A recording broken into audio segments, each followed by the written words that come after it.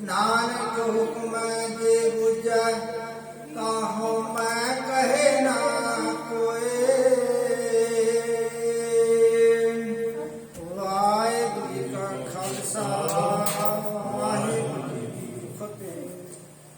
एक ओंकार सतनाम करता पुरख निर्भव निर्वैर अकाल मूरत अजूनी सैभम गुरप्रसाद। जुगो जुग अटल चवर छत्र तखत मालिक धन धन श्री गुरु ग्रंथ ਸਾਹਿਬ जी ਦੀ पावन पवित्र गोद विच जुड़ बैठी गुरु की साध संगत जीओ। गज के फतेह बुलाओ जी। वाहिगुरू जी का खालसा वाहिगुरू जी की फतेह। साध संगत जी अज जप जी साहब जी दी दूसरी पौड़ी दी ਆਪਾਂ विचार करांगे।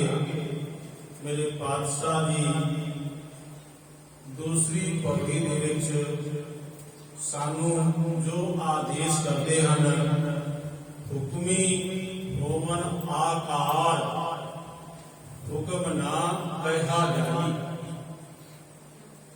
नाल नाल पाठ का भी ध्यान रखना। जिहड़ा आकार है उस ऐड़े नूं कन्ना लगे, इसलिए हुक्मी होवन आकार हुक्म ना कहा जाई। वो वाहिगुरू परमात्मा का जो हुक्म है बड़ा विशाल है। वो एक रेत के कण को लैके ते कोटान कोट ब्रह्मंडा तक वाहिगुरू परमात्मा का एक हुक्म चलता है। कीड़ी तो लैके हाथी तक सब उस वाहिगुरू परमात्मा के हुक्म विच ने। दरअसल सारी प्रकृति जो है वो अपने आप वाहिगुरू के हुक्म में चल रही है। पर एक बंदा है, एक मनुख है जो वाहिगुरू जी के हुक्म विच नहीं चलता, वाहिगुरू जी का पाड़ा नहीं मनता। ये मनुख ही किंतु परंतु करता है। इसलिए संसार दे विच होर धार्मिक ग्रंथ होने चाहे, पर जगत गुरु बाबा नानक पातशाह जी ने सानू की बाणी दी और पंचम गुरुदेव जी ने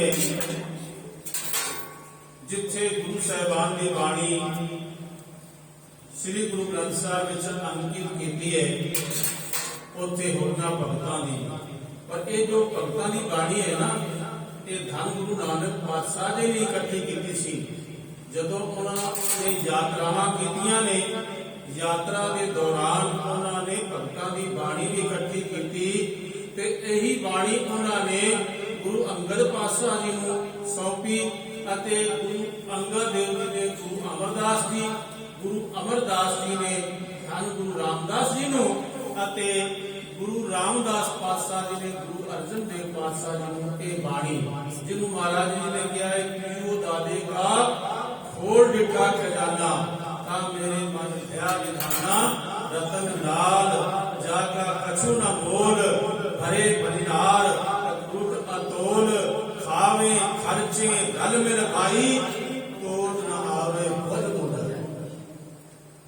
तो ये इतनी सारी बाणी की रचना केवल मनुख नूं समझाउण वास्ते कि ए मनुख तू नाम जप, तू वाहिगुरू परमात्मा के भाणे विच रहना सीख ले। वाहिगुरू का जो हुक्म है उस हुक्म दे विच तू तुरना सीख ले। इस वास्ते ये बाणी की रचना की है मेरे पातशाह जी ने। ए सहीरा मेरिया हर तुम में जोत रखी तां तू जग में आया। हर जोत रखी तुद विच तां तू जग में आया। ये गल ठीक है कि मनुख के अंदर चेतना है, मनुख के अंदर वाहिगुरू परमात्मा की जोत है। ਤੇ ਇਸ ਲਈ ਮਨੁੱਖ ਨੂੰ ਸੰਬੋਧਨ ਕਰਦਿਆਂ ਹੋਇਆ ਮੇਰੇ ਪਾਤਸ਼ਾਹ ਜੀ ਕਹਿੰਦੇ ਨੇ, ਜਿਸ ਵਾਹਿਗੁਰੂ ਪਰਮਾਤਮਾ ਨੇ ਤੇਰੇ ਸਰੀਰ ਦੇ ਵਿੱਚ ਜੋਤ ਪਾ ਕੇ ਤੈਨੂੰ ਵਾਹਿਗੁਰੂ ਪਰਮਾਤਮਾ ਨੇ ਤੁਰਨ ਫਿਰਨ ਦੀ, ਚੱਲਣ ਫਿਰਨ ਦੀ, ਗਿਆਨ ਦੀ ਅਤੇ ਹੋਰ ਅਨੇਕਾਂ ਤਰ੍ਹਾਂ ਦਾ ਤੈਨੂੰ ਪ੍ਰਦਾਨ ਬਖਸ਼ਿਆ ਹੈ। ਪਰ ਚੇਤੇ ਇੱਕ ਗੱਲ ਰੱਖੀ ਕਿ ਤੇਰੀ ਮੰਜ਼ਿਲ ਜੋ ਹੈ ਉਹ ਵਾਹਿਗੁਰੂ ਪਰਮਾਤਮਾ ਦਾ ਸਿਮਰਨ ਹੈ, ਵਾਹਿਗੁਰੂ ਪਰਮਾਤਮਾ ਦਾ ਭਾਣਾ ਮੰਨਣਾ ਹੈ, ਕਿਧਰੇ ਭੁੱਲ ਨਾ ਜਾਵੀਂ। ਇਸ ਵਾਸਤੇ ਮੇਰੇ ਪਾਤਸ਼ਾਹ ਜੀ ਆਖਦੇ ਹਨ ਕਿ ਚੇਤਨਾ ਹੈ ਤੋ ਚੇਤ ਲੈ, ਜਿਸ ਦਿਨ ਮੈਂ ਪੁਰਾਣੀ, ਛਿਨ ਛਿਨ ਆਉਦ ਬਿਆਸੇ ਫੂਟੇ ਘਟਿਓ ਪਾਣੀ। ਦੇ ਬੀਤ ਜੈ ਹੈ, ਬੀਤ ਜੈ ਹੈ ਤੇਰੋ ਜਨਮ ਆਕਾਜ ਰੇ, ਨਿਸ ਦਿਨ ਸੁਣ ਕੇ ਪ੍ਰਾਨ, ਸਮਝਤ ਨੈ ਰੇ ਅਜਾਨ, ਕਾਲ ਤੋਂ ਪਹੁੰਚਿਓ ਆਨ, ਕਹਾਂ ਜੈ ਹੈ ਬਾਹਰ। ਤੂੰ ਕਿੱਥੇ ਭੱਜ ਕੇ ਜਾਵੇਗਾ? ਇਹ ਮੌਤ ਵੀ ਜੋ ਹੈ ਉਸ ਵਾਹਿਗੁਰੂ ਪਰਮਾਤਮਾ ਦੇ ਭਾਣੇ ਵਿੱਚ ਹੈ, ਪਰ ਉਸ ਦੀ ਸ਼ਰਨ ਗ੍ਰਹਿਣ ਕਰ। ਬਿਨਾਂ ਸ਼ਰਨ ਤਾਕੀ ਨਾ ਔਰੇ ਉਪਾਇਮ, ਕਹਾਂ ਗੈਤਨ ਕਹਾਂ ਰੰਗ ਚੜਾਇਨ, ਕਹਾਂ ਪਾਤਸ਼ਾਹਨ ਕਹਾਂ ਉਮਰਾਇਨ। ਬਿਨਾਂ ਸ਼ਰਨ ਤਾਕੀ ਨਾ ਕੋਟੇ ਉਪਾਇਨ, ਜਿਤੇ ਜੀਵ ਜਨਤਨ ਦੁਨੀਅਨ ਉਪਾਇਨ, ਸਭੇ ਅੰਤ ਕਾਲਨ ਬਲੀ काल खायन। बिना शरण ताकी नहीं और ओटन, लिखे जंत्र केते पढ़े मंत्र कोटन। तू लखई जंत्र पढ़ ले, मंत्र पढ़ ले, पर एक गल चेते रखी, जिस हुक्म दे विच वाहिगुरू परमात्मा ने तेन जन्म दिता है ना, उसे हुक्म दे विच एक दिन तेरी मौत भी होनी है। ते ये जिहड़ा विचकारला सफर है, इस सफर दे विच नाम जप ले वाहिगुरू जी का, प्रभु की बंदगी कर ले, ते वाहिगुरू परमात्मा के भाणे दे विच तुरन दा बल सफर। जब लग हुक्म ना बुझता तब ही लो दुखिया, गुर मिल हुक्म पछाणिया तब ही ते सुखिया। जदों तक ये हुक्म नहीं पछाणदा उदों तक ये दुखी हुंदा है, उदों तक परेशान हुंदा है। और जदों गुरु दे नाल मिल के ये वाहिगुरू की बंदगी करदिया होया अपने गुरु का हुक्म मन लेंदा है, तब उदों ये भाणे विच तुरना आरंभ कर दिंदे ते फिर सारे दुख मिट जाते ने। मेरे पातशाह जी के बोल हैं, हुक्मे उछले हुक्मे रहे, हुक्मे दुख सुख सम कर सहे, हुक्मे मरे हुक्मे ही जीवे, हुक्मे नाना वड्डा थीवे। हुक्म दे विच जन्मदा है, हुक्म दे विच मरदा है, हुक्म दे विच ये छोटा है ते हुक्म दे विच ये वड्डा है, हुक्म दे विच इसकी इज्जत है ते हुक्म दे विच इसकी बेइज्जती है। जे फुल खिड़िया है वो भी वाहिगुरू का हुक्म है, जे फुल ने मुरझा जाना है तो ये भी वाहिगुरू का है। जे दुख ने तो सुख भी ने, दुख ते सुख वाहिगुरू परमात्मा का हुक्म है, पर ये हुक्म नूं ही नहीं पहचानता। पंथ रतन ज्ञानी संत सिंह मसीह जी अपने जीवन की एक गाथा वो कहते हैं कि सन 1984 ਦੇ ਵਿੱਚ ਉਹਨਾਂ ਨੇ ਦੇਸ਼ ਪ੍ਰਦੇਸ਼ਾਂ ਦੇ ਵਿੱਚ ਜਾ ਕੇ ਇਹ ਪ੍ਰਚਾਰ ਕੀਤਾ ਕਿ ਭਾਰਤ ਦੀਆਂ ਸਰਕਾਰਾਂ ਨੇ ਇਹ ਠੀਕ ਨਹੀਂ ਕੀਤਾ, ਬਹੁਤ ਗਲਤ ਕੀਤਾ। ਜੋ ਕੁਝ ਉਹਨਾਂ ਕੋਲੋਂ ਬਣਿਆ, जितनी बार वो स्टेज पे बैठे उन्होंने आ गल कही, जो होगा होवत सो जाने, प्रभ अपने का हुक्म पछाने। एक दिन इस शब्द की कथा की उन्होंने कथा करदिया जो गुरुद्वारा बंगला साहब तो हेठा पौड़ियां उतर रहे सन, तो उत्ते 7 सज्जन उन्होंने पौड़ियां ते मिल गए और उन्होंने नाल भी कुछ सन। उन्होंने कहा जी एक सवाल है, पौड़ियां ते खड़े खड़े कह दिता, कह लगे जी दसो, कह लगे तुसी 1984 विच किया सी बहुत बुरा कीता है, बहुत बुरा कीता है, और तुसी कई महीनों तक तुसी इस गल का प्रचार किया, पर हुण तुसी ये कहते हो जो होवा हो वध सो जाने, प्रभ अपने का हुक्म पछाने। वो सही सी या ये सही? पर क्योंकि यकदम सवाल किया, यानी जी कहते एक बार का पसीना छूट गया, ये बादशाह कैसा सवाल कर देता है। तो यकदम उन्होंने कह दिता जे वो हुक्म विच सी, तो जो मैं हुण बोलिया ये भी तो हुक्म विच है, वो भी हुक्म विच बोलिया सी, ते जरा हुण बोलिया ये भी हुक्म विच बोलिया। तो कह लगे सी तो बड़े संगत लेके आए सी तुहानू बनन वास्ते, पर तुसीं सहज ही इन्हां संगतां तो छुटकारा पा लिया। तो खैर इस तरह की जिहड़े विचार ने हर एक दे मन दे विच आउंदे रहिंदे ने, और उन्हां विचारां दा जिहड़ा उत्तर है वो गुरु ग्रंथ साहिब जी दी बाणी दे विच, गुरु इतिहास दे विच सानू मिल जांदा है। साध संगत जी, जदों गुरु अंगद देव पातशाह जी खडूर साहब रहिंदे सन, तां एक सज्जन एक सिख उन्हां वास्ते रोज खिचड़ी अते दही बड़ा लैके आंदा सी, ते फिर उस तो बाद सेवा करदा सी, भांडे मांजदा सी, झाड़ू लाउंदा सी, नाल नाल बाणी पढ़दा रहिंदा सी, तो उसका जीवन बड़ा उच्चा सुच्चा हो गया। तो एक दिन जिवें वो अपने नियम के अनुसार आया सी, तो बड़ा झक्खड़ अंधेरी तूफान आ गया। तो अरदास की कि हे वाहिगुरु, मैं अपने गुरु लई ये पदार्थ लेके जा रहा, उन्होंने छकण वास्ते खिचड़ी लेके जा रहा, तो ये अंधेरी है तूफान बंद हो गया। उन्होंने इतनी साधना साधी सी कि उन्होंने मुंह तो जिहड़े बोल निकलते सन वो पूरे हो गए सन। अंधेरी तूफान हो गया, पर इसनूं मंजिल ना समझ लेना। जो मुंह विचों बात कहने के पूरे हो जाने, ये मंजिल नहीं है। मंजिल तो वो है कि साधु बोले सहज सुभाए, साधु का बोलिया बिंदा ना जाए, जिहड़े सहज सुभावक वचन निकल जाने वो मंजिल है। इसनूं फर्क नूं समझ लेना। एक टीचे नूं मिच के कि मैं आ काम करांगा, कि इसलिए आ रब जिहड़ा है ये तूफान बंद कर देवे, बरसात बंद कर देवे, ये मंजिल नहीं है। इसका फर्क समझ लेना। जदों वो खिचड़ी लैके गुरु अंगद देव पातशाह जी के पास पहुंचा, तो गुरु अंगद देव पातशाह जी ने खिचड़ी खाण तो मना कर दिया कि नहीं, रब दे पाणे विच तैं दखल अंदाजी की है, इस वास्ते असीं तुहाडे एक खिचड़ी नहीं छकांगे। गल ते छुट्टी दी है, पर संदेश बहुत वड्डा है। इहदे विच गुरु अंगद देव पातशाह जी खडूर साहिब ही रहिंदे सन। 8 साल हो गए बाबा अमरदास की सेवा करते सन, निरंतर सेवा करते सन। एक दिन गुरु अंगद पातशाह जी कह लगे कि पुरखा, तू कदे घर नहीं गया, जा घर चला जा, मिल के आ अपने धियां पुत्रां नूं, साथ संबंधियां नूं, अपने घर परिवार देख के। गुरु जी का हुक्म मान के चले गए बाबा अमरदास जी। इस तो बाद एक भाना वरतिया, उत्थे शिवनाथ नाम का एक तपा रहिंदा सी। उसने तो पहला ही बड़ी ईर्खा करता सी गुरु अंगद देव जी के नाल, क्योंकि जिनके चित्त कठोर हैं से बहे ना सतगुर पास। उथे सच वरतदा कूड़ियारा चित उदास, ओए वल छल कर जत कढ़ दे, फिर जाए बही कुड़ियारा पास। वे सच्चे पूर्ण कटई मन वेखो को निर्जास, कूड़ियार कुड़ियारी जाए रले, सचियार सुख बैठे सतगुर पास।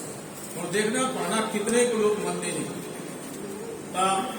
उस तपे दे कोल गए लोग कि नीर को आओ। गुरु जी को आए, पहला गुरु जी ने कहा यह रब का पाना है, रब अपने आप नीर पवा देगा। ये धुप के छां, ये फुल के कंडे, ये सब उस वाहिगुरू परमात्मा के पाने विच ने। वो सारे जीवां की साथ संभाल करता है, वो अपने आप नहीं पा देगा। फिर वो शिवनाथ तपे दे कोल चले गए। शिवनाथ तपे ने कहा तुसीं एक गृहस्थी नूं गुरु बनाई बैठे ने, क्योंकि साडे भारत की एक परंपरा रही है कि गृहस्थी गुरु नहीं हो सकता। ते उस आधार पर उन्हें कह दिता कि तुसीं एक गृहस्थी नूं गुरु बनाई बैठे हो, उन्होंने माथे टेकते हो, जाओ उसनूं कहो मीह पवावे। और जे मीह नहीं पवा सकते तो फिर पिंड तो बाहर हो जावे, फिर मैं मीह पवांगा। हुण इस जगह ते परख हुंदी है कौन गुरु का सिख है कि कौन नहीं है। वो पिंड वाले इकट्ठे होके आ गए, कहने लगे या तो मीह पवाओ नहीं तो तुसी ये पिंड छड़ के किधरे होर चले जाओ। गुरु अंगद पातशाह जी ने उन्होंने कुछ बुरा भला नहीं किया, कहने लगे कोई गल नहीं, असी चले जाते हाँ, ऐसा ही वाहिगुरू को मंजूर है तो असी ये पिंड छड़ देंगे। चले गए। 7 पिंड के लोगों ने गुरु जी ने रोकया नहीं, सारे देखते रहे कि भाई आ गुरु अंगद देव जी जा रहे हैं, और जद के वो रोज मत्था टेकन आते सी। हुण उन्होंने ये सी कि मीह तो पवा नहीं रहे, ये चले गए। खान रजादे पिंड दे विच लोगों ने सन्मान किया कि गुरु अर्जन देव पातशाह जी, गुरु अंगद देव पातशाह जी को रोके। इधरों बाबा अमरदास जी 8वें दिन बाद आ गए। उन्होंने ये सुनिया तो वो बहुत रोए कि आज मेरे गुरु नूं, जिस गुरु नूं मस्तक टेकदे सी सारे, आज उन्होंने पिंड तो बाहर कर दिता है। बड़ा दुख होया बाबा अमरदास जी। जिन्हां अंदर सच वरते कूड़ ना भावई, जे को बोले सच कूड़ा जल जावई, कुड़ियारी रचे कूड़ जो विष्टा का खावे। ते वो जोगी जो है ना बड़ा प्रसन्न सी। लोग उन्होंने को जान लग पे, मथे टेकन लग पे, उहदे कोल पिटावां जान लग पईयां। पर एक गलों परेशान भी सी, मंत्र बड़े पढ़ रहा सी कि मीह पै जावे, पर मीह ते पिया नहीं। ते बाबा अमरदास जी ने कह दिता आओ मीह तो मैं पवा देना। कहते जी तुसी किवें पवाओगे, तुहाडे गुरु ने ते पवाया नहीं मीह, तुसी किस तरह पाओगे। तो कहने लगे कि तरकीब है, टंग जोगी दी रस्सा पाओ, जिस खेत से घसीट के ले जाओ उत्थे मीह पवेगा चंगा, तुसी पाए देखो जोगी नूं चंगा। ये जिहड़ा जोगी है ना शिवनाथ, इहदे पैरां दे विच तुसी टंगा पा लो, ते जिस खेत दे विच ले जाओगे उस खेत दे विच मीह वसूगा। तो उन्होंने पहले तो प्यार नाल ले गए, देखिया सचमुच बरसात के नाल खेत भर गए। फिर लोगों ने खिच धूम शुरू कर दी।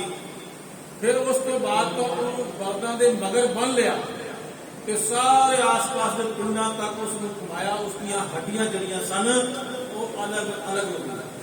बरसात भी हो गई, पर याद रखना मंजिल ये भी नहीं है। जो बाबा अमरदास जी ने कह दिता, उन्होंने मुखड़े के पिछों निकले हुए बाग पूरे हो गए, मंजिल ये भी नहीं है। मंजिल ते गुरु अंगद देव पातशाह जी के पास है। तो जदों वो गुरु अंगद देव के पास गए और पिंड वाले भी गए, तो उस वेले जिवें ही सामने होके गुरु अंगद पातशाह नूं बाबा अमरदास जी मत्था टेकदे ने, ते गुरु अंगद देव जी पिठ कर लेंदे ने। फिर दूसरे पासों मत्था टेकदे ने आके फिर पिठ कर लेंदे ने।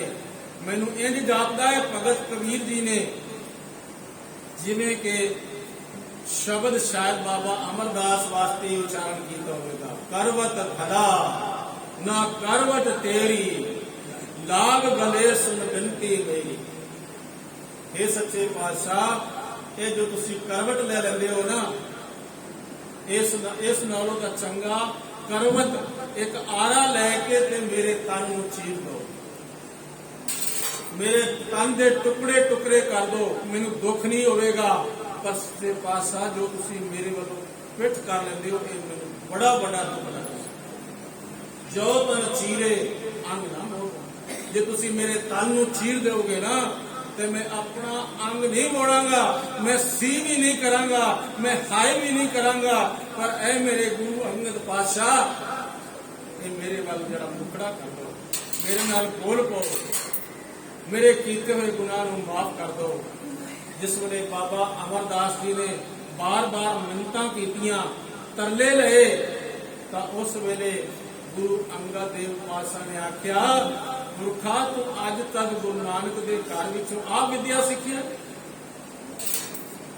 ਪਾਣਾ ਮੰਨਣਾ ਸੀ ਅਕਾਲ ਪੁਰਖ ਦਾ, ਤੇ ਉੱਤੇ ਪਾਣਾ ਆਪਣਾ ਚਲਾਉਣ ਲੱਗ ਪਿਆ। ਜਿਸ ਤਰ੍ਹਾਂ ਰਾਜੇ ਮਹਾਰਾਜੇ ਹੁੰਦੇ ਨਾ, ਤੇ ਆਪਣਾ ਪਾਣਾ ਚਲਾਉਂਦੇ। ਲੱਖ ਲਸਕਰ ਲੱਖ ਵਾਜੇ ਨੇਜੇ, ਲੱਖ ਉਠ ਕਰੇ ਸਨਾਨ, ਲੱਖਾਂ ਉੱਪਰ ਫਰਮਾਇਸ਼ ਤੇਰੀ, ਲੱਖ ਉਠ ਰਾਖੇ ਮਾਨ, ਜਾਂ ਪਦ ਦੇਖੇ ਨਾ ਪਵੇ ਤਾਂ ਸਭਾ ਕੋ ਕਰਵਾਨ। ਤੇ ਜੇ ਇਹ ਲੱਖਾਂ ਹੀ ਜਿਹੜੇ ਇਸ ਦੁਨੀਆ ਦੇ ਬਾਦਸ਼ਾਹ ਹੋ ਜਾਂਦੇ ਨੇ, ਲੱਖਾਂ ਲੋਕ ਉਹਨਾਂ ਦੇ ਸਾਹਮਣੇ ਸਲਾਮਾਂ ਕਰਦੇ ਨੇ, ਝੁਕਦੇ ਨੇ, ਤੇ ਉਹ ਪਤਾ ਕੀ ਸਮਝਦਾ ਹੈ, ਭਈ ਉਹ ਵੱਡੀ ਤਾਕਤ ਵਾਲਾ ਹੋ ਗਿਆ। ਤਾਈਓ ਤਾਂ ਜਿਹੜੇ ਨਮਰੂਦ ਜੇ ਬਾਦਸ਼ਾਹ ਹੋਏ, ਉਹਨਾਂ ਨੇ ਹਜ਼ਰਤ ਇਬਰਾਹਿਮ ਨੂੰ ਕਹਿ ਦਿੱਤਾ ਨਾ, ਪਰੇ ਦਰਬਾਰ ਦੇ ਵਿੱਚ ਆਏ ਅੱਗ ਦੇ ਅੰਗਾਰ ਨੇ, ਇਹਨਾਂ ਅੱਗ ਦੇ ਅੰਗਾਰਾਂ ਉੱਪਰ ਤੈਨੂੰ ਤੁਰਨਾ ਪਿਆ। ਉਸਨੂੰ ਤੋਰਿਆ। ਫਰਊਨ ਜੀ ਨੇ ਕਹਿ ਦਿੱਤਾ ਹਜ਼ਰਤ ਮੂਸਾ ਨੂੰ ਕਿ ਤੈਨੂੰ ਇਹ ਦੇਸ਼ ਛੱਡਣਾ ਪਏਗਾ। ਉਸਦਾ ਦੇਸ਼ ਛਡਾ ਦਿੱਤਾ, ਤੇ ਉਸਨੇ ਜੰਗਲ ਦੇ ਵਿੱਚ ਜਾ ਕੇ ਨਾ ਤੀਰ ਮਾਰੇ ਆਸਮਾਨ ਵੱਲ। ਮਹਾਰਾਜ ਦੀ ਬਾਣੀ ਵਿੱਚ ਐਸੇ ਹੀ ਬੰਦਿਆਂ ਦੇ ਖਿਆਲਾਤਾਂ ਨੂੰ ਰੱਖਿਆ ਹੈ। ਸਰ ਸੰਦੇ ਆਕਾਸ਼ ਕੋ ਕਿਉਂ ਪਹੁੰਚੇ ਬਾਣ, ਅੱਗੇ ਉਹ ਆਗਮ ਹੈ ਵਾਹਿੰਦ ਨ ਜਾਣ। ਕੋਈ ਆਸਮਾਨ ਨੂੰ ਤੀਰ ਮਾਰੇ, ਤੇ ਆਸਮਾਨ ਤਾਂ ਇੰਨਾ ਵਿਸ਼ਾਲ ਹੈ, ਉਸ ਆਸਮਾਨ ਨੂੰ ਤੀਰ ਨਹੀਂ ਲੱਗਣੇ, ਉਹ ਤਾਂ ਵਾਪਸ ਆ ਕੇ ਡਿੱਗਣੇ ਨਹੀਂ। ਇਹ ਅਹੰਕਾਰੀ ਜੋ ਹੈ, ਇਹ ਕਪਤਾ ਤੀਰ ਚਲਾਉਂਦਾ ਰਿਹਾ ਆਸਮਾਨ ਦੇ ਵਿੱਚ, ਤੇ ਰੱਬ ਨੂੰ ਗਾਲਾਂ ਕੱਢਦਾ ਰਿਹਾ ਕਿ ਜੇ ਤੂੰ ਕਿਧਰੇ ਹੈ, ਜਿੰਦਾ ਹੈ ਤਾਂ ਮੇਰੇ ਸਾਹਮਣੇ ਆ, ਮੇਰੇ ਨਾਲ ਆ ਕੇ ਲੜ ਲੈ, ਮੇਰੇ ਨਾਲ ਯੁੱਧ ਕਰ ਲੈ। ਪਰ ਉਹ ਤੀਰ ਵਾਪਸ ਹੀ ਜ਼ਮੀਨ ਤੇ ਗਿਰਦੇ ਰਹੇ, ਤੇ ਇਹਨੇ ਐਲਾਨ ਕਰ ਦਿੱਤਾ ਕਿ ਅੱਜ ਤੋਂ ਬਾਅਦ ਰੱਬ ਜਿਹੜਾ ਮਰ ਗਿਆ, ਮੈਂ ਉਸ ਨੂੰ ਮਾਰ ਦਿੱਤਾ ਹੈ, ਤੇ ਅੱਜ ਤੋਂ ਬਾਅਦ ਰੱਬ ਮੈਂ ਹਾਂ, ਦੁਨੀਆ ਮੈਨੂੰ ਆ ਕੇ ਮਰ ਸਕੇਗੀ। ਐਸੇ ਐਸੇ ਬਾਦਸ਼ਾਹ ਹੋਏ ਨੇ ਦੁਨੀਆ ਦੇ ਵਿੱਚ ਜੋ ਆਪਣਾ ਹੁਕਮ ਚਲਾਉਂਦੇ ਨੇ। तो खैर बाबा अमरदास जी ਨੂੰ गुरु अंगद देव पातशाह जी ने एक पाठ भी पढ़ाया। ਹੁਣ ਅਸੀਂ ਇੱਕ ਵਿਗਿਆਨਕ ਤਲ ਤੇ ਇੱਕ ਉਦਾਹਰਨ ਲੈ ਲਈਏ, ਆਪਦੇ ਸਾਹਮਣੇ ਰੱਖ ਲਈਏ। ਜਿਸ ਤਰ੍ਹਾਂ ਕਿ ਸਨ 1975 ਦੇ ਵਿੱਚ ਅਮਰੀਕਾ ਤੇ ਵੀਅਤਨਾਮ ਦਾ ਯੁੱਧ ਹੋਇਆ, ਤੇ ਉਹ ਯੁੱਧ ਜੋ ਹੈ ਲਗਭਗ 20 ਕੁ ਸਾਲ ਚੱਲਿਆ। ਉਹਦੇ 'ਚ ਬਹੁਤ ਸਾਰੀਆਂ ਫੌਜਾਂ ਮਰੀਆਂ, ਬੜਾ ਨੁਕਸਾਨ ਹੋਇਆ, ਆਰਥਿਕ ਰੂਪ ਵਿੱਚ ਵੀ ਨੁਕਸਾਨ ਹੋਇਆ, ਔਰ ਹਰਿਆਲੀ ਖੇਤੀ ਜਿਹੜੀ ਸੀ ਉਹ ਵੀ ਤਬਾਹ ਹੋਈ। ਪਰ ਫਿਰ ਵੀ ਵੀਅਤਨਾਮ ਨੇ ਹਾਰ ਨਹੀਂ ਮੰਨੀ, ਤੇ ਅਮਰੀਕਾ ਦੇ ਅੰਦਰ ਹਉਮੈ ਸੀ ਕਿ ਮੈਂ ਇਸ ਨੂੰ ਹਾਰ ਮਨਾ ਕੇ ਛੱਡਣਾ, ਕਿਵੇਂ ਵੀ ਹਰਾਵਾਂ। ਤਾਂ ਉਸ ਨੇ ਫਿਰ ਕੀ ਕੀਤਾ, ਕੁਦਰਤ ਦੇ ਨਾਲ ਛੇੜਛਾੜ ਕੀਤੀ। ਬਰਸਾਤ ਦਾ ਮੌਸਮ ਨਹੀਂ ਸੀ, ਇਸ ਨੇ ਆਪਣੇ ਵਿਗਿਆਨਕ ਤਰੀਕੇ ਦੇ ਨਾਲ ਬਰਸਾਤ ਪਵਾਈ। ਇਤਨੀ ਤੇਜ਼ ਬਰਸਾਤ ਪਵਾਈ ਕਿ ਜਿਹੜੇ ਪੁਲ ਸਨ ਉਹ ਸਾਰੇ ਟੁੱਟ ਗਏ। ਜਿਹੜੀਆਂ ਵੀਅਤਨਾਮ ਦੀਆਂ ਫੌਜਾਂ ਪਰਲੇ ਬੰਨੇ ਸਨ ਉਹ ਪਰਾਂ ਰਹਿ ਗਈਆਂ, ਜਿਹੜੀਆਂ ਉਵਾਰਲੇ ਬੰਨੇ ਸਨ ਉਰਾਂ ਰਹਿ ਗਈਆਂ, ਤੇ ਸਿੱਕਾ ਬਾਰੂਦ ਜਿਹੜਾ ਇੱਕ ਦੂਸਰੇ ਪਾਸੇ ਨਾ ਪਹੁੰਚਾ ਸਕੇ, ਤੇ ਜਿਹੜੀਆਂ ਫੌਜਾਂ ਇੱਕ ਪਾਸੇ ਰਹਿ ਗਈਆਂ ਉਹਨਾਂ ਨੂੰ ਘੇਰ ਲਿਆ। ਹਾਲਾਂਕਿ ਅਮਰੀਕਾ ਦੀ ਫੌਜ ਦੀ 52,200 ਮਰ ਚੁੱਕੀ ਸੀ ਇਤਨੇ ਸਮੇਂ ਦੇ ਵਿੱਚ, ਤੇ ਵੀਅਤਨਾਮ ਦੇ ਵਿੱਚ ਤੇ ਉਸਨੇ ਤਬਾਹੀਆਂ ਫੇਰ ਦਿੱਤੀਆਂ। ਫਿਰ ਇਸ ਤੋਂ ਬਾਅਦ ਪਤਾ ਹੈ ਕੀ ਹੋਇਆ, ਇੱਕ ਸੰਯੁਕਤ ਰਾਸ਼ਟਰ ਦੀ ਮਹਾਪੰਚਾਇਤ ਹੋਈ, ਇਕੱਠ ਹੋਇਆ। ਉਹਦੇ ਵਿੱਚ ਉਹਨਾਂ ਨੇ ਸਾਰੇ ਸਿਆਣੇ ਬੁਲਾਏ, ਜਿਹੜੇ ਰਾਜਨੀਤਿਕ ਸਨ, ਜਿਹੜੇ ਵਿਗਿਆਨਕ ਸਨ ਉਹ ਵੀ ਬੁਲਾਏ ਉਹਨਾਂ ਨੇ। ਤੇ ਉਹਨਾਂ ਨੇ ਆਖਿਆ ਭਾਈ ਅੱਜ ਤੋਂ ਬਾਅਦ ਕੋਈ ਵੀ ਦੇਸ਼ ਜੋ ਹੈ ਨਾ ਕੁਦਰਤ ਦੇ ਨਾਲ ਛੇੜਛਾੜ ਨਹੀਂ ਕਰੇਗਾ, ਕਿਉਂਕਿ ਕੁਦਰਤ ਨਾਲ ਛੇੜਛਾੜ ਕਰਨਾ ਇਤਨਾ ਮਹਿੰਗਾ ਪੈ ਸਕਦਾ ਹੈ ਜਿਸ ਦੀ ਕਲਪਨਾ ਵੀ ਨਹੀਂ ਕੀਤੀ ਜਾ ਸਕਦੀ। ਉਹਨਾਂ ਨੇ ਵਿਗਿਆਨਕਾਂ ਨੇ ਇੱਕ ਉਦਾਹਰਨ ਦਿੱਤੀ, ਜਿਵੇਂ ਭਾਲੂ ਇੱਕ ਗੁਫਾ ਦੇ ਵਿੱਚ ਸੁੱਤਾ ਹੋਵੇ ਆਰਾਮ ਨਾਲ, ਤੇ ਕੋਈ ਬੰਦਾ ਉਸ ਨੂੰ ਛੜੀ ਜਾ ਕੇ ਮਾਰੇ, ਉਸ ਨੂੰ ਜਗਾਵੇ, ਤਾਂ ਉਹ ਉੱਠਦਿਆਂ ਹੀ ਉਸ ਮਨੁੱਖ ਨੂੰ ਚੀਰ ਫਾੜ ਕਰ ਦੇਵੇਗਾ। ਇਸੇ ਤਰ੍ਹਾਂ ਇਹ ਕੁਦਰਤ ਹੈ, ਜਿਸ ਤਰ੍ਹਾਂ ਉਹ ਵਾਹਿਗੁਰੂ ਦੇ ਨਿਯਮ ਵਿੱਚ ਚੱਲ ਰਹੀ ਹੈ ਉਸ ਨੂੰ ਚੱਲਣ ਦਿੱਤਾ ਜਾਵੇ। ਜੇ ਬੰਦਾ ਇਸ ਕੁਦਰਤ ਦੇ ਨਾਲ ਛੇੜਛਾੜ ਕਰੇਗਾ ਤਾਂ ਕੁਦਰਤ ਅਗਰ ਕ੍ਰੋਧਿਤ ਹੋ ਗਈ ਤਾਂ ਇਸ ਦੁਨੀਆ ਵਿੱਚ ਤਬਾਹੀਆਂ ਫਿਰ ਜਾਣਗੀਆਂ। ਇਹ ਅੱਜ ਵੀ ਪਾਬੰਦੀ ਹੈ ਦੇਸ਼ਾਂ ਦੇ ਵਿੱਚ, पर किधरे देश जिहड़े ने फिर भी मन मर्जियां कर लेंदे ने, अपनियां मन मर्जियां करते ने, फिर भी इतनियां पाबंदियां होने के बावजूद भी ये कुदरत के नाल छेड़छाड़ ये पाठ सानू इतिहास में भी पढ़ाया गया और सानू गुरबाणी ते थां थां ते पढ़ाउंदी है, पर सानू समझ नहीं आउंदा। इतिहास दीयां उदाहरणां इसे वास्ते दित्तियां जांदियां ने ताकि सानू सारियां नू समझ आ सके। गुरु गोबिंद सिंह महाराज जी आनंदपुर दे विच सन ते उत्थे संगतां आ रहीआं ने, बड़ियां भेटावां रख रहीआं ने। एक फकीर आ गया ते उसने देखा कि भाई संगतां बड़ी बड़ियां भेटावां लिया के रख रही ने और ਉਹਦੇ ਕੋਲ कुछ है नहीं सी, ਤਾਂ ਉਹ गया गुरु जी के बाग ਦੇ ਵਿੱਚੋਂ ਉਹਨੇ एक फुल तोड़िया, देखा नहीं एक फुल गुरु अगे भेंट करने लायक नहीं है, वो सुट दिता। फिर दूसरा तोड़िया, तीसरा तोड़िया, चौथा तोड़िया, पंजवां तोड़िया, ते जोड़ा उन्होंने फुल पसंद आया वो उसने लिया के गुरु गोबिंद सिंह महाराज के अगे रखिया ते गुरु गोबिंद सिंह महाराज जी को मस्तक टेका।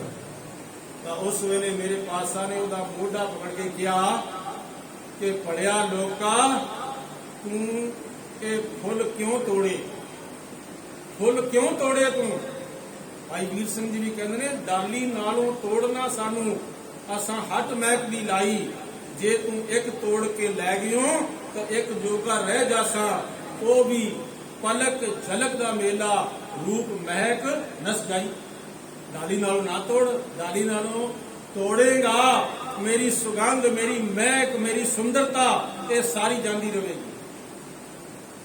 तो उस वेले जो गुरु गोबिंद सिंह पातशाह जी ने किया पढ़िया लोका तू इतने फुल तोड़ तोड़ के क्यों सुट दिते, तो उदों पता है की कहता है, वो कहता है दस्ते खाली विश्वास, ਇਹਦਾ मतलब है मेरे कोल कुछ नहीं सी, मेरी जेब दे विच कोई पैसा नहीं है, मेरे कोल कोई पदार्थ नहीं है, ते किसी महापुरुष दे कोल जाइए तो खाली हाथ नहीं जाना चाहिए, नहीं तो शर्मिंदगी हुंदी है।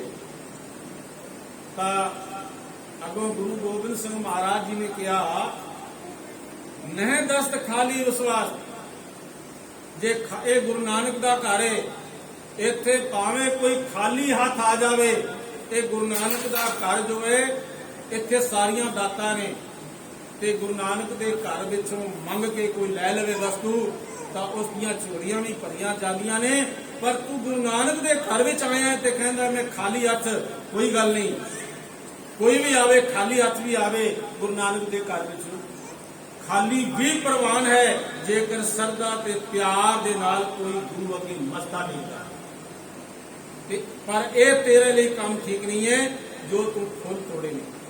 और याद रखना हुण शायद हो सकता है आप भी किंतु परंतु करो, सन 2018 दे विच एक सिख ने 1 करोड़ दे फुल दरबार साहब भेंट कीते सन।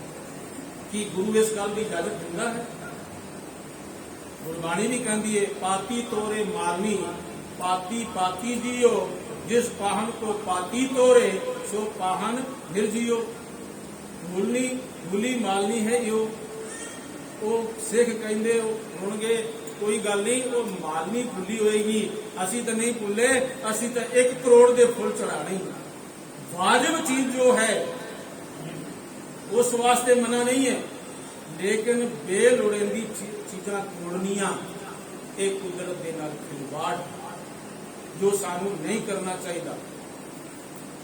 और उस वाहिगुरू परमात्मा की रजा दे विच राजी रहना चाहिए है।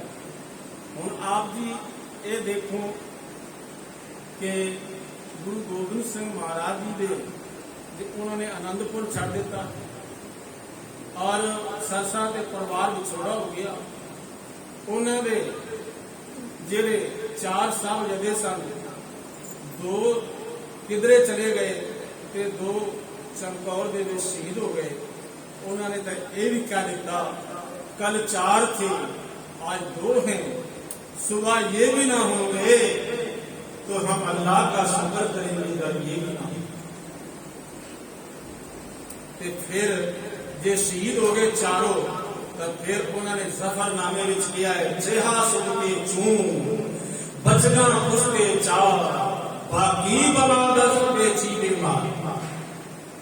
की होया जे मेरे चार साहबजादे मेरे औरंगजेब को शहीद कर दिता है, अजय मेरा खालसा बैठा है कुंडली मार के चे मारी के अगर खामोशा कुनी के आदिश तमारा खामोशा कुनी। की होया जे तू इन्हां मेरे चार साहबजादियां नूं शहीद कीता है, कोई गल नहीं, ये भी एक वाहिगुरू का भाणा है ते वाहिगुरू के भाणे दे विच मेरा खालसा तेरी खबर लवेगा, तेरी सार लवेगा मेरा खालसा। और वो भी भाणा मनिया ना उन्होंने, खबर सरहंद से आना सुनकर तेरा ये फरमाना, अमानत थी अदा हो गई तेरे इशार के सदके, तेरे सरबंस सारे ने पिए प्याले शहादत के, ऐ मेरे सरबंस दानी मैं तेरे परिवार के सदके, बख्शे तो कर्म तेरा ना बख्शे तो शिकायत किया, तेरे इनकार के सदके तेरे दरबार के साथ। ऐ गुरु कलगीधर पातशाह मैं केवल तेनू मत्था टेक सकदा, सच्चे पातशाह तेरे उपकारां नूं याद कर सकदा, ते मैं तेरे कोलों कुछ मंगदा तू मेरी मंग पूरी करे तां भी ठीक है। जे आखे सिखा मैं तेरी झोली दे विच दाल नहीं पानी, तो जेडे बोल है ना नहीं पानी, तो बोल भी मेरे लिए बड़े बेकीमती। ये है भाणा मनन दी एक वो सिखरता जिथे हर एक सिख नूं गुरु पातशाह जी सानू पहुंचाना चाहते हैं। हुक्मे उछले हुक्मे रहे, हुक्म दे विच उछलदे आ जो सागर है, ये सागर इनू एक पंड दे विच बन के, नियम दी पंड विच बन के परमात्मा ने रखा हुआ है। जे किधरे ये वाहिगुरू के हुक्म विच ना होवे तो दुनिया नू एको समय दे विच डुबो देवे। ये जिहड़ी अग है इस नू भी किना नियमां दे विच बन के रखे हुआ है। कहने का मतलब है सारी कुदरत जिहड़ी है नियमां दे विच चलदी है, पर एक मनुख ऐसा है जिस दे कोल अकल भी है ज्ञान भी है, पर फिर भी ये वाहिगुरू के भाणे विच नहीं चलता। एक सूफी फकीर सी, वो अपने पैरों के घुंघरू बन के, सूफी फकीर जो होंगे ना वो इस्लामी सरा दे विच नहीं रहते, इस्लाम की सरा तो बगैर चलते हैं, खुले चलते हैं। वो पैरों के घुंघरू बन के पिंड पिंड में जाके प्रचार करता सी कि बड़े लोगों वाहिगुरू के भाणे दे चलो, अल्लाह का शुकराना करो, ते लोगों के उसका सत्कार भी बड़ा सी, लोग बड़े उसमें मनते सन। एक दिन की होया, उनका इकलौता पुत्र सी ते वो जवानी दे विच मर गया। तो उस वेले वो कहंदा है हर हाल में ऐ खुदा तेरी रजा तस्लीम है, पर जवानी में गया ये काबिले तस्लीम है।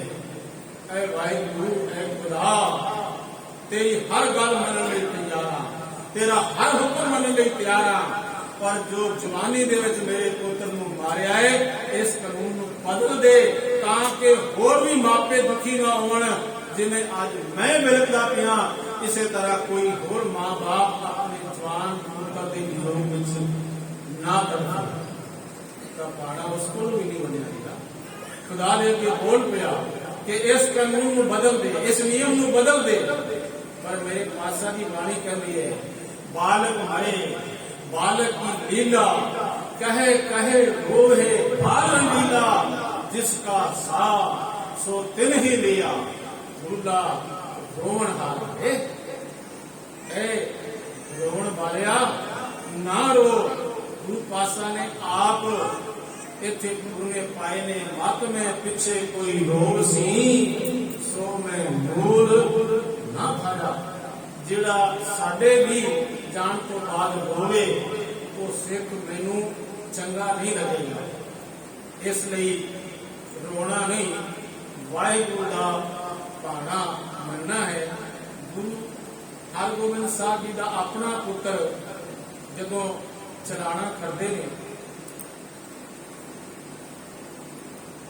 ਤਾਂ ਉਦੋਂ ਅਫਸੋਸ ਕਰਨ ਵਾਸਤੇ ਬਹੁਤ ਸਾਰੀਆਂ ਸੰਗਤਾਂ ਹੁੰਦੀਆਂ ਨੇ।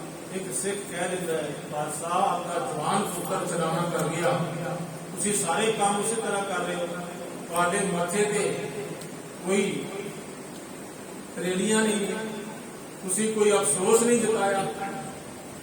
ਤਾਂ ਉਸ ਵੇਲੇ ਗੁਰੂ ਹਰਗੋਬਿੰਦ ਸਾਹਿਬ ਜੀ ਨੇ ਜ਼ਮੀਨ ਦੇ ਉੱਪਰ ਲਕੀਰ ਖਿੱਚੀ ਤੇ ਕਿਹਾ ਇਸ ਨੂੰ ਮਿਟਾ ਦੇ। ਉਸਨੇ ਮਿਟਾ ਦਿੱਤੀ।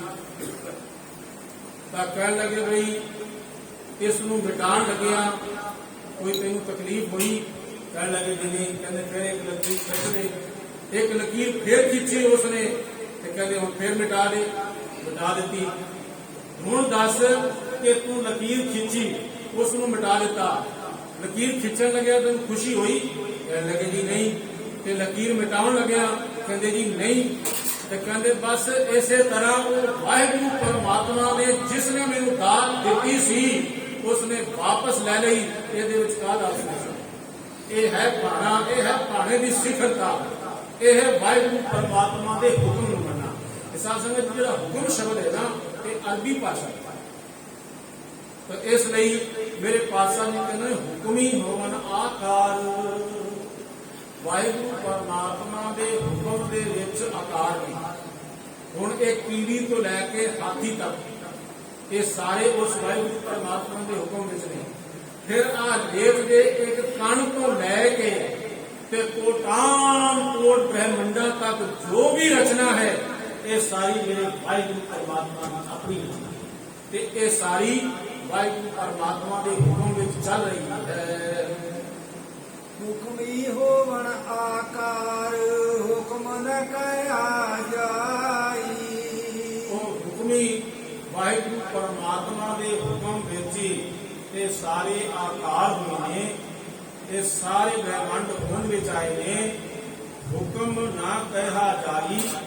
ਕੋਈ ਇਹ ਪੁੱਛੇ ਕਿ ਉਸ ਵਾਹਿਗੁਰੂ ਪਰਮਾਤਮਾ ਦਾ ਹੁਕਮ ਕਿਤਨਾ ਵੱਡਾ ਹੈ, ਕਿਤਨਾ ਵਿਸ਼ਾਲ ਹੈ, ਤਾਂ ਉਸ ਨੂੰ ਇਹਨਾਂ ਸ਼ਬਦਾਂ ਦੇ ਰਾਹੀਂ ਕਿਹਾ ਨਹੀਂ ਜਾ ਸਕਦਾ। ਜਿਸ ਤਰ੍ਹਾਂ ਗੁਰਬਾਣੀ ਦੇ ਵਿੱਚ ਆਇਆ ਹੈ, ਓੰਕਾਰ ਰਵ ਰਹਾ ਸਭ ਏਕਸ ਮਹਿ ਸਮਾਵੇਗੋ, ਏਕੋ ਰੂਪ ਏਕੋ ਬਹੁਰੰਗੀ ਸਭ ਏਕਤ ਬਚਨ ਚਲਾਵੇਗੋ। ਆਪਾਂ ਵਿਚਾਰ ਕੀਤੀ ਸੀ ਨਾ ਕਿ ਉਹ ਵਾਹਿਗੁਰੂ ਪਰਮਾਤਮਾ ਨੇ ਓੰਕਾਰ ਉਚਾਰਨ ਕੀਤਾ ਤਾਂ ਕੋਟਾਨ ਕੋਟ ਬ੍ਰਹਿਮੰਡ ਹੋਂਦ ਵਿੱਚ ਆ ਗਏ ਤੇ ਇਹ ਸਾਰੇ ਉਹ ਵਾਹਿਗੁਰੂ ਪਰਮਾਤਮਾ ਦੇ ਹੁਕਮ ਵਿੱਚ ਹੀ ਬਣੇ ਨਾ। ਫਿਰ ਏਕਤ ਬਚਨ ਚਲਾਵੇਗੋ, ਇਹਨਾਂ ਸਾਰਿਆਂ ਨੂੰ ਇੱਕ ਬਚਨ ਦੇ ਵਿੱਚ, ਇੱਕ ਹੁਕਮ ਦੇ ਵਿੱਚ ਅਕਾਲ ਪੁਰਖ ਵਾਹਿਗੁਰੂ ਪਰਮਾਤਮਾ ਚਲਾ ਰਿਹਾ ਹੈ। ਗੁਰੂ ਕਲਗੀਧਰ ਪਾਤਸ਼ਾਹ ਜੀ ਨੇ ਵੀ ਅਕਾਲ ਪੁਸਤਕ ਨਾਮ ਦੀ ਬਾਣੀ ਵਿੱਚ ਕਿਹਾ ਹੈ, ਨਾ ਨੇਹੰ ਨਾ ਗੇਹੰ ਨਾ ਸੋਕੰ ਨਾ ਸਾਕੰ, ਪ੍ਰੇਯੰ ਪਵਿੱਤਰੰ ਪੁਨੀਤੰ ਅਟਾਟੰ, ਨਾ ਜਾਤੰ ਨਾ ਪਾਤੰ ਨਾ ਮਿਤਰੰ ਨਾ ਮੰਤਰੇ, ਨਮੋ ਏਕ ਤੰਤਰੇ ਨਮੋ ਏਕ ਤੰਤਰੇ। ਭਈ ਇਹ ਰੋਜ਼ ਅਨੇਕਾਂ ਪਸ਼ੂ ਪੰਛੀ ਜੀਵ ਜੰਤ ਮਨੁੱਖ ਮਰ ਰਹੇ ਨੇ ਤੇ ਅਨੇਕਾਂ ਜਨਮ ਲੈ ਰਹੇ ਨੇ। ਇਹ ਸਾਗਰ ਤੇ ਦਰਿਆ ਜਿਹੜੇ ਨੇ ਇਹ ਕੋਈ ਉਛਲ ਰਹੇ ਨੇ ਤੇ ਕੋਈ ਐ ਸ਼ਾਂਤ ਹੋ ਕੇ ਚੱਲ ਰਹੇ ਨੇ। ਕੋਈ ਚਲਦੇ ਦਰਿਆਵਾਂ ਤੋਂ ਵੱਖਰਾ ਰੂਪ ਨਾਲੇ ਦਾ ਧਾਰਨ ਕਰ ਰਿਹਾ ਹੈ ਤੇ ਕੋਈ ਸਿੱਧਾ ਉਸੇ ਦਰਿਆ ਦੇ ਵਿੱਚ ਚੱਲਦਾ ਹੋਇਆ ਸਾਗਰ ਦੇ ਵਿੱਚ ਜਾ ਕੇ ਸੁਣਾ ਰਿਹਾ ਹੈ। ਕਹਿੰਦਾ ਨਮੋ ਏਕ ਤੰਤਰੇ ਨਮੋ ਏਕ ਤੰਤਰੇ। ਇਹ ਸਾਰੇ ਦਾ ਸਾਰਾ ਇੱਕ ਵਾਹਿਗੁਰੂ ਪਰਮਾਤਮਾ ਦੇ ਇੱਕੋ ਤੰਤਰ ਦੇ ਨਾਲ, ਭਾਵ ਕਿ ਇੱਕੋ ਹੁਕਮ ਦੇ ਨਾਲ ਚੱਲ ਰਿਹਾ। ਇਹ ਨਹੀਂ ਕਿ ਪਰਮਾਤਮਾ ਜਨਮ ਵੇਲੇ ਕੋਈ ਹੁਕਮ ਹੋਰ ਚਲਾ ਦੇਵੇ ਤੇ ਮਰਨ ਵੇਲੇ ਕੋਈ ਹੋਰ ਚਲਾ ਦੇਵੇ। ਇਹ ਬ੍ਰਹਮੰਡਾਂ ਦੀ ਉਤਪਤੀ ਵੇਲੇ ਵਾਹਿਗੁਰੂ ਕੋਈ ਹੋਰ ਮੰਤਰ ਪੜੇ ਤੇ ਜਦੋਂ ਇਸ ਸੰਸਾਰ ਨੂੰ ਖਤਮ ਕਰਨਾ ਹੈ ਉਦੋਂ ਕੋਈ ਹੋਰ ਮੰਤਰ ਪੜੇ। ਨਹੀਂ, ਨਮੋ ਇੱਕ ਤੰਤਰੇ, ਇੱਕ ਤੰਤਰ, ਇੱਕੋ ਹੀ ਤੰਤਰ ਹੈ ਹੁਕਮ ਦਾ। ਬਸ ਉਹ ਹੁਕਮ ਦੇ ਨਾਲ ਹੀ ਇਹ ਸਾਰੀ ਖੇਡ ਜਗਤ ਦੀ ਚੱਲ ਰਹੀ ਹੈ। ਇਸ ਲਈ ਐ ਮਨੁੱਖ ਤੂੰ ਵੀ ਉਸ ਵਾਹਿਗੁਰੂ ਪਰਮਾਤਮਾ ਦੇ ਹੁਕਮ ਨੂੰ ਮੰਨ, ਉਸ ਦੇ ਭਾਣੇ ਨੂੰ ਮੰਨ। ਹੁਕਮੀ ਹੋਵਨ ਹੁਕਮ ਮਿਲੈ ਵਡਿਆਈ। ਹੁਕਮੀ ਹੋਵਨ ਜੀ, ਕਿਉਂਕਿ ਇਹ ਜੱਜੇ ਦੇ ਨਾਲ ਇੱਕ ਐੜਾ ਹੈ, ਐੜਾ ਮੁਕਤਾ ਹੈ, ਇਸ ਲਈ ਇਸ ਨੂੰ ਥੋੜਾ ਜਿਹਾ ਲਮਕਾਉਣਾ ਜੀ। ਹੁਕਮੀ ਹੋਵਨ ਜੀ, ਹੁਕਮ ਮਿਲੇ ਵਡਿਆਈ। ਹੁਕਮ ਦੇ ਵਿੱਚ ਹੀ ਇਹ ਜੀਵ ਜੰਤ ਛੋਟੇ ਤੇ ਵੱਡੇ ਇਹ ਸਾਰੇ ਜਨਮ ਲੈ ਰਹੇ ਨੇ ਤੇ ਹੁਕਮ ਮਿਲੇ ਵਡਿਆਈ ਉਹ ਵਾਹਿਗੁਰੂ ਪਰਮਾਤਮਾ ਦਾ ਹੁਕਮ ਹੈ ਜੋ ਇਸ ਸੰਸਾਰ ਦੇ ਵਿੱਚ ਕੁਝ ਲੋਕਾਂ ਨੂੰ ਵਡਿਆਈ ਮਿਲਦੀ ਹੈ, ਮਹਾਨਤਾ ਮਿਲਦੀ ਹੈ। ਹੁਕਮੇ ਉੱਤਮ ਨੀਚ ਹੁਕਮ ਲਿਖ ਦੁਖ ਸੁਖ ਪਾਈ ਹੈ। ਹੁਕਮੀ ਉੱਤਮ ਨੀਚ, ਹੁਕਮ ਦੇ ਵਿੱਚ ਹੀ ਕੋਈ ਉੱਤਮ ਸ੍ਰੇਸ਼ਟ ਹੋ ਜਾਂਦਾ ਹੈ, ਕੋਈ ਨਾਮ ਜਪਦਾ ਹੈ, ਕੋਈ ਗੁਰੂ ਦੇ ਨੇੜੇ ਹੋ ਜਾਂਦਾ ਹੈ ਤੇ ਇਹ ਹੁਕਮ ਹੀ ਹੈ ਕਿ ਕੋਈ ਨੀਚ ਹੋ ਜਾਂਦੇ ਨੇ, ਕੋਈ ਨੀਵੇਂ ਹੋ ਜਾਂਦੇ ਨੇ, ਮੰਦੇ ਖਿਆਲਾਤਾਂ ਵਾਲੇ ਹੋ ਜਾਂਦੇ ਨੇ। ਇੱਕ ਉਹ ਨੇ ਜਿਹੜੇ ਗੁਰੂ ਦੇ ਅੱਗੇ ਆ ਕੇ ਬਹੁਤ ਸਾਰੀਆਂ ਪੇਟਾਵਾਂ ਰੱਖਦੇ ਨੇ, ਬਹੁਤ ਸਾਰੀ ਮਾਇਆ ਡੋਲਕ ਵਿੱਚ ਪਾਉਂਦੇ ਨੇ, ਇਹ ਵੀ ਹੁਕਮ ਹੈ। ਕੋਈ ਇਹੋ ਜਿਹੇ ਨੇ ਕਿ ਜਿਹੜੇ ਗੁਰੂ ਦੇ ਅੱਗੋਂ ਚੁੱਕ ਕੇ ਲੈ ਜਾਂਦੇ ਨੇ। ਮੇਰੇ ਪਾਤਸ਼ਾਹ ਜੀ ਕਹਿੰਦੇ ਨੇ ਇਹੋ ਜਿਹੇ ਜਿਹੜੇ ਮੰਦੇ ਖਿਆਲਾਤਾਂ ਵਾਲੇ ਨੇ ਉਹ ਵੀ ਹੁਕਮ ਦੇ ਵਿੱਚ ਹੀ ਹਨ। ਤੇ ਫਿਰ ਪਾਤਸ਼ਾਹ ਕਹਿੰਦੇ ਹੁਕਮ ਲਿਖ ਦੁੱਖ ਸੁਖ ਪਾਈਏ ਹੈ। ਇਹ ਬਿੰਦੀ ਦੇ ਨਾਲ ਬੁਲਾਣਾ ਬਹੁ ਵਚਨ ਹੈ। ਬਈ ਉਸ ਵਾਹਿਗੁਰੂ ਪਰਮਾਤਮਾ ਦੇ ਹੁਕਮ ਦੇ ਵਿੱਚ ਹੀ ਜੋ ਦੁੱਖ ਮਿਲਦੇ ਨੇ ਤੇ ਸੁਖ ਮਿਲਦੇ ਨੇ। ਇਹ ਸਭ ਮਨੁੱਖਾਂ ਨੂੰ ਉਸ ਵਾਹਿਗੁਰੂ ਪਰਮਾਤਮਾ ਦੇ ਭਾਣੇ ਦੇ ਵਿੱਚ ਹੀ ਪ੍ਰਾਪਤ ਹੁੰਦੇ ਹਨ। ਇਕ ਨਾ ਹੁਕਮੀ ਬਖਸ਼ੀਸ ਇਕ ਹੁਕਮੀ ਸਦਾ ਪਵਾਈ ਹੈ। ਇੱਕ ਨਾ ਹੁਕਮੀ ਬਖਸ਼ੀਸ਼, ਇੱਕ ਨਾ ਨੂੰ ਵਾਹਿਗੁਰੂ ਪਰਮਾਤਮਾ ਦੇ ਹੁਕਮ ਵਿੱਚ ਬਖਸ਼ਿਸ਼ਾਂ ਮਿਲਦੀਆਂ ਨੇ ਤੇ ਇੱਕ ਇਹੋ ਜਿਹੇ ਹਨ ਜੋ ਬਖਸ਼ਿਸ਼ ਤੋਂ ਵਾਂਝੇ ਰਹਿੰਦੇ ਨੇ ਤੇ ਸਦਾ ਪਵਾਈਏ। ਜਿਹੜਾ ਇੱਥੇ ਇੱਕ ਆਇਆ ਨਾ, ਇੱਕ ਨਾ ਹੁਕਮੀ ਬਖਸ਼ੀਸ਼, ਇੱਕ ਹੁਕਮੀ ਸਦਾ ਪਵਾਈ। ਇਸ ਇੱਕ ਦਾ ਅਰਥ ਹੈ ਬਹੁਤ, ਕਈ, ਕਿਉਂਕਿ ਪ੍ਰਕਰਨ ਦੇ ਮੁਤਾਬਕ ਅਰਥ ਬਦਲਦੇ ਰਹਿੰਦੇ ਨੇ। ਮੈਂ ਆਪ ਜੀ ਨੂੰ ਬੇਨਤੀ ਕੀਤੀ ਸੀ, ਇੱਕ ਓੰਕਾਰ ਏਕੇ ਦੇ ਕਦੀ ਅਰਥ ਨਹੀਂ ਬਦਲਦੇ, ਔਰ ਸਾਰੇ ਸ਼ਬਦਾਂ ਦੇ ਜਿਹੜੇ ਅਰਥ ਨੇ ਉਹ ਪ੍ਰਕਰਨ ਦੇ ਮੁਤਾਬਕ ਜਾਂ ਉਹਨਾਂ ਦੀ ਬਣਾਵਟ ਦੇ ਮੁਤਾਬਕ ਅਰਥ ਬਦਲਦੇ। ਤੇ ਇੱਥੇ ਜਿਹੜਾ ਇੱਕ ਹੈ, ਉਹ ਇੱਕ ਦਾ ਅਰਥ ਹੈ ਕਈ, ਕਈ ਹੁਕਮੀ ਸਦਾ ਪਵਾਈਏ ਹੈ। ਇੱਥੇ ਵੀ ਬਿੰਦੀ ਲਾਉਣੀ, ਬਹੁਵਚਨ ਦਾ ਲਖਾਇਕ ਹੈ ਪਵਾਈਏ। ਭਟਕਦੇ ਰਹਿੰਦੇ ਨੇ ਸਾਰੀ ਜ਼ਿੰਦਗੀ, ਉਹਨਾਂ ਨੂੰ ਕਦੇ ਅਮਨ ਤੇ ਚੈਨ ਨਹੀਂ ਮਿਲਦਾ, ਕਿਉਂਕਿ ਉਹ ਵਾਹਿਗੁਰੂ ਪਰਮਾਤਮਾ ਗੁਰੂ ਦੇ ਸ਼ਰਨ ਦੇ ਵਿੱਚ ਆਏ ਨਹੀਂ ਤੇ ਗੁਰੂ ਕੋਲੋਂ ਉਹਨਾਂ ਕਲਾ ਸਿੱਖੀ ਨਹੀਂ। ਹੁਕਮ ਅੰਦਰ ਸਭ ਕੋ ਬਾਹਰ ਹੁਕਮ ਨਾ ਕੋਏ। ਹੁਕਮ ਅੰਦਰ ਸਭ ਕੋ, ਸਭ ਕੋਈ ਉਸ ਵਾਹਿਗੁਰੂ ਪਰਮਾਤਮਾ ਦੇ ਹੁਕਮ ਵਿੱਚ ਹੈ। ਬਾਹਰ ਹੁਕਮ ਨਾ ਕੋਏ, ਉਸ ਵਾਹਿਗੁਰੂ ਪਰਮਾਤਮਾ ਦੇ ਹੁਕਮ ਤੋਂ ਬਾਹਰ ਕੋਈ ਵੀ ਨਹੀਂ ਹੈ। ਨਾਨਕ ਹੁਕਮ ਜੇ ਬੁਝੈ ਤਾ ਮੈਂ ਕਹੇ ਨਾ ਕੋਏ। ਜਿਹੜਾ ਹੁਕਮ ਨੂੰ ਬੁੱਝ ਲੈਂਦਾ ਹੈ, ਹੁਕਮ ਨੂੰ ਸਮਝ ਲੈਂਦਾ ਹੈ ਤੇ ਹੁਕਮ ਦੇ ਵਿੱਚ ਤੁਰ ਪੈਂਦਾ ਹੈ ਤਾਂ ਫਿਰ ਉਸ ਦੀ ਹਉਮੈ ਖਤਮ ਹੋ ਜਾਂਦੀ ਹੈ। ਕਿਉਂ ਸਚਿਆਰਾ ਹੋਈਏ, ਕਿਉਂ ਕੂੜੇ ਟੁੱਟੇ ਪਾਲ, ਜਿਹੜੀ ਇਹ ਕੂੜ ਦੀ ਹਉਮੈ ਦੀ ਦੀਵਾਰ ਹੈ ਨਾ, ਉਹ ਇੱਥੇ ਆ ਕੇ ਟੁੱਟਦੀ ਹੈ। ਜਦੋਂ ਉਹ ਵਾਹਿਗੁਰੂ ਪਰਮਾਤਮਾ ਦੇ ਹੁਕਮ ਨੂੰ ਬੁੱਝ ਲੈਂਦਾ ਹੈ ਤਾਂ ਹਉਮੈ ਕਹੇ ਨਾ ਕੋਈ, ਫਿਰ ਉਸ ਨੂੰ ਹਉਮੈ ਨਹੀਂ ਹੁੰਦੀ। ਫਿਰ ਉਸ ਨੂੰ ਕੀ ਦਿਖਾਈ ਦਿੰਦਾ ਹੈ, ਇਹ ਵਾਹਿਗੁਰੂ ਤੂੰ ਹੀ ਤੂੰ ਹੈ, ਮੇਰਾ ਮੁਝ ਮੇ ਕਿਛ ਨਹੀਂ, ਜੋ ਕਿਛ ਹੈ ਸੋ ਤੇਰਾ, ਤੇਰਾ ਤੁਝ ਕੋ ਸੌਂਪ ਕੇ ਕਿਆ ਲਾਗੇ ਮੇਰਾ। ਬਸ ਉਹ ਫਿਰ ਵਾਹਿਗੁਰੂ ਪਰਮਾਤਮਾ ਦੇ ਗੁਣ ਗਾਇਨ ਕਰਦਾ ਹੈ ਔਰ ਵਾਹਿਗੁਰੂ ਪਰਮਾਤਮਾ ਦੀ ਬਖਸ਼ਿਸ਼ ਦਾ ਪਾਤਰ ਬਣ ਜਾਂਦਾ ਹੈ। ਅਸੀਂ ਆਪਣੇ ਗੁਰੂ ਅੱਗੇ ਅਰਦਾਸ ਕਰ ਸਕਦੇ ਹਾਂ, ਮਿੰਨਤਾਂ ਅਤੇ ਤਰਲੇ ਹਾੜੇ ਕੱਢ ਸਕਦੇ ਹਾਂ ਤੇ ਇਹ ਸਤਿਗੁਰੂ ਪਾਤਸ਼ਾਹ ਇਸ ਹੁਕਮ ਦੇ ਵਿੱਚ ਤੁਰਨ ਦੀ ਜਾਚ ਸਾਨੂੰ ਸਿਖਾਵੇ ਤਾਂ ਕਿ ਅਸੀਂ ਤੁਹਾਡੇ ਹੁਕਮ ਦੇ ਵਿੱਚ ਚਲੀਏ।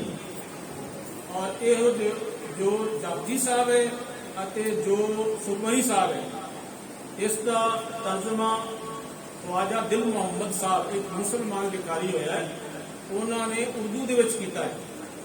ਔਰ ਪ੍ਰਿੰਸੀਪਲ ਗੰਗਾ ਸਿੰਘ ਜੀ ਜੋ ਆਪ ਬੜੇ ਵੱਡੇ ਵਿਦਵਾਨ ਸੀ, ਉਹ ਕਹਿੰਦੇ ਸੀ ਇਸ ਵਰਤਮਾਨ ਸਮੇਂ ਦੇ ਵਿੱਚ ਸਿੱਖਾਂ ਦੇ ਵਿੱਚ ਇਤਨਾ ਵੱਡਾ ਵਿਦਵਾਨ ਕੋਈ ਨਹੀਂ ਹੈ ਜਿਤਨੇ ਵੱਡੇ ਵਿਦਵਾਨ ਖਵਾਜਾ ਦਿਲ ਮੁਹੰਮਦ ਸਾਹਿਬ ਹਨ। ਉਹਨਾਂ ਨੇ ਇਸ ਦਾ ਤਰਜਮਾ ਕੀਤਾ ਹੈ।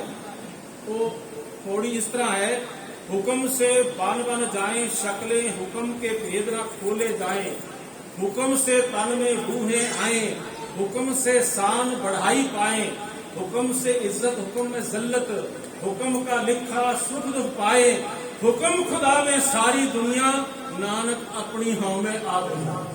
उर्दू ਦੇ ਵਿੱਚ ਉਹਨਾਂ ਨੇ ਇਸ ਤਰੀਕੇ ਨਾਲ ਸਾਰੇ ਜਪਜੀ ਸਾਹਿਬ ਦਾ ਅਤੇ ਸੁਖਮਨੀ ਸਾਹਿਬ ਜੀ ਦਾ ਅਨੁਵਾਦ ਕੀਤਾ ਹੈ। ਅਤੇ ਉਹਨਾਂ ਨੇ ਗੁਰੂ ਘਰ ਦੀ ਉਪਮਾ ਦੇ ਵਿੱਚ ਹੋਰ ਬਹੁਤ ਸਾਰੀ ਰਚਨਾ ਰਚੀ ਹੈ। ਔਰ ਐਸਾ ਜਿਹੜਾ ਕੋਈ ਵੀ ਹੈ ਜੋ ਗੁਰੂ ਦੀ ਉਪਮਾ ਕਰਦਾ ਹੈ, ਜੀ ਕਰਦਾ ਹੈ। ਪ੍ਰਿੰਸੀਪਲ ਗੰਗਾ ਸਿੰਘ ਵੀ ਕਹਿੰਦੇ ਸਨ, ਖਵਾਜਾ ਦਿਲ ਮੁਹੰਮਦ ਸਾਹਿਬ ਜਦੋਂ ਤੁਸੀਂ ਮਿਲ ਜਾਓ ਤਾਂ ਮੇਰਾ ਜਿਹੜਾ ਸਿਰ ਹੈ ਨਾ ਉਹ ਤੁਹਾਡੇ ਕਦਮਾਂ ਦੇ ਵਿੱਚ ਹੋਵੇਗਾ। ਕਿਉਂ ਹੋਵੇਗਾ? ਇਸ ਲਈ ਕਿ ਤੂੰ ਮੇਰੇ ਗੁਰੂ ਦੀ ਉਪਮਾ ਕਰਦਾ ਹੈ, ਤੂੰ ਵਡਿਆਈਆਂ ਕਰਦਾ ਹੈ। ਇਸ ਲਈ ਮਹਾਰਾਜ ਦੀ ਬਾਣੀ ਵੀ ਕਹਿੰਦੀ ਹੈ, ਜੋ ਜੋ ਈਸੇ ਗੁਰ ਸਿੱਖੜਾ ਇਸ ਨਿਵ ਨਿਵ ਰਾਗ ਪਾਏ ਜੋ। ਆਪਣੀ ਬਿਰਥਾ ਗੁਰੂ ਦੇ ਸਿੱਖ ਕੋਲ ਵੀ ਆ ਸਕਦਾ ਹੈ। ਜੇ ਤੇਰਾ ਮਨ ਬੇਚੈਨ ਹੈ, ਤੇਰਾ ਮਨ ਤੜਫਦਾ ਹੈ, ਤਾਂ ਉਹ ਗੁਰੂ ਦਾ ਸਿੱਖ ਹੋ ਸਕਦਾ ਹੈ। ਤੈਨੂੰ ਬਾਣੀ ਪੜ੍ਹ ਕੇ ਸੁਣਾਵੇ, ਜਾ ਕੋ ਚਿੰਤਾ ਬਹੁਤ ਬਹੁਤ ਇਹੀ ਵਿਆਪੇ ਰੋਗ, ਗ੍ਰਸਤ ਕੰਮ ਪਲੇਟਿਆ ਕਦੇ ਹਰਕ ਕਦੇ ਸੋਗ, ਗੌਣ ਕਰੇ ਚੌਕੁੰਟ ਕਾ ਘੜੀ ਨ ਬੈਸਣ ਸੋਏ, ਚਿਤ ਆਵੇ ਉਸ ਪਾਰ ਬ੍ਰਹਮ ਦਾ ਮਨ ਤਨ ਸੀਤਲ। ਇਸ ਲਈ ਸਾਨੂੰ ਸਾਰਿਆਂ ਨੂੰ ਸਹਿਜ ਪਾਠ ਜ਼ਰੂਰ ਕਰਨਾ ਚਾਹੀਦਾ ਹੈ। ਜਿਹੜੀਆਂ ਬਾਣੀਆਂ ਨੇ ਜਿਤਨੇ ਦੀਆਂ ਪੰਥਕ ਰਵਾਇਤ ਉਹਨਾਂ ਦਾ ਪਾਠ ਜ਼ਰੂਰ ਕਰੀਏ, ਪਰ ਸਹਿਜ ਪਾਠ ਨਹੀਂ ਕਰੀਏ।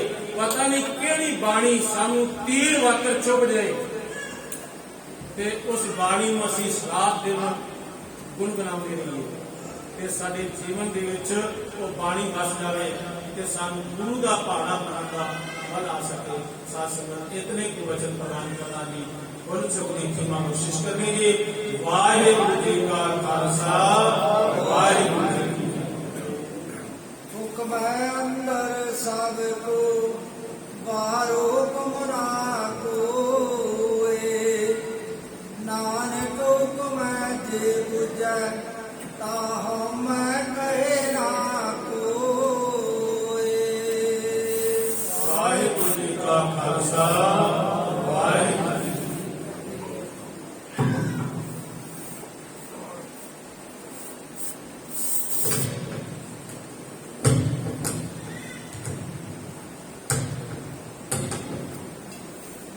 राम कली मोहल्ला की जाना देखूं का